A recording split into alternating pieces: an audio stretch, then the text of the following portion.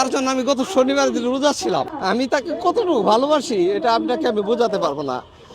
আসলে আমি চাই, মন প্রাণে চাই আমার দুইটা ছেলে, আমি চাই আমার ভাইয়ের মতো যেন আমার দুইটা ছেলেরও যেন আল্লাহ কবুল করে। ঠিক আছে, আমি তাকে, আমি কি বলবো, আমি তার জন্য নফল নামাজ পড়েছি, আমি তাকে কখনো দেখিনি, কিন্তু তার জন্য আমি তাহাজ্জুদে দোয়া করেছি। আসলে তার মধ্যে যে ইমানি চেতনা, আমি সেই চেতনার আদর্শ হিসেবে আমি তাদের দেখতে চাই। সেই জন্য আমি গত শনিবারের দিন আসতে পারিনি অফিসের জন্য।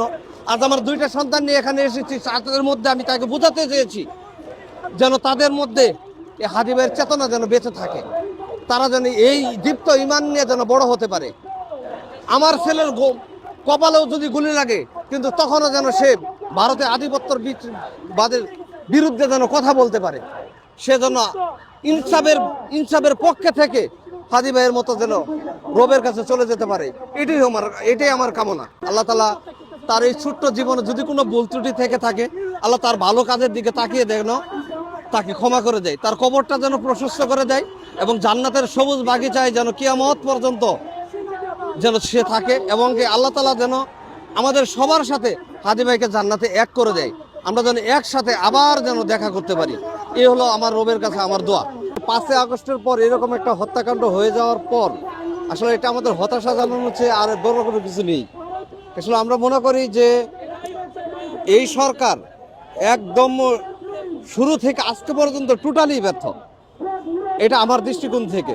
কারণ তা না হলে প্রকাশ্য দিবালোকে একটা খুন হওয়ার পর যদি তাৎক্ষণিক একটা ব্যবস্থা নেওয়া হতো। হাদিকে যে গুলি করা হয়েছে, হাদিকে কি কে না চিনে, বাংলাদেশের কে না চিনে? তাৎক্ষণিক যদি সারাটা বর্ডার সহ বাংলাদেশ আইন শৃঙ্খলা বাহিনী যদি সচেতন হয়ে যেত, তাহলে আমি মনে করি খুনি কোনো অবস্থাতেই দেশ থেকে পালিয়ে যাওয়ার কখনো কোনো সম্ভাবনা থাকতো না। এগুলো আইন শৃঙ্খলা বাহিনীর মধ্যে আমি মনে করি এখনো অনেক গলদ রয়েছে। সেজন্য আমাদের আজকে খুনিরা হাতের নাগালের পেয়েও আমরা হাতছাড়া হয়ে যাই। আমি চাইবো সরকার আরো সচেতন হোক এবং অতি সত্বর হাদি ভাইয়ের খুনিদের বাংলাদেশের ফিরিয়ে এনে খুনিদের ফাঁসি কার্যকর করা হোক। আসলে এটা যদি বলতে যাই তাহলে এই খুনের এই হত্যাকাণ্ড থেকেই বোঝা যায় যে আসলে নির্বাচনটা সুষ্ঠু হবে কিনা। যেখানে প্রকাশ্য দিবালোকে একটা হত্যাকাণ্ড ঘটার পর সরকার কোনো পদক্ষেপ নিতে পারেনি, আজকে 8 দিন হয়ে গেল। সেই সরকারের কাছ থেকে সুষ্ঠু নির্বাচন আশা করা এটা মানে কোনো অবস্থাতেই সমীচীন নয়, কোনো অবস্থাতেই না, এটা কোনোভাবেই পারবে না। কারণ এই ঢাকা শহরের মধ্যে যদি একটা হত্যাকাণ্ডের যদি বিচার করতে না পারে, তাহলে সারা বাংলাদেশের নির্বাচন কিভাবে সুষ্ঠু করতে পারে? এটা কোনো অবস্থাতেই সম্ভব না।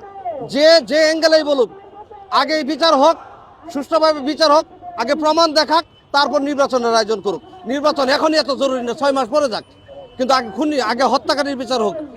এটা হলো সবার চাওয়া, এটা শুধু আমার চাওয়া না, সারা বাংলাদেশের চাওয়া।